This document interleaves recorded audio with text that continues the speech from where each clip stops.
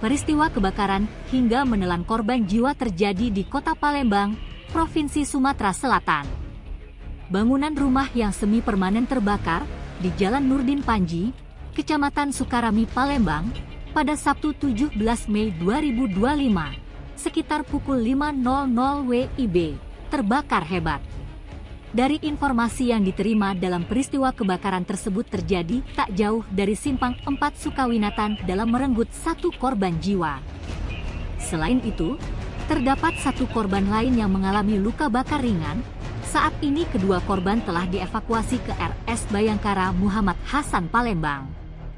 Kapolsek Sukarami Kompol Alex Andrian, yang dikonfirmasi terkait peristiwa tersebut mengatakan, tim Inafis tengah melakukan olah TKP.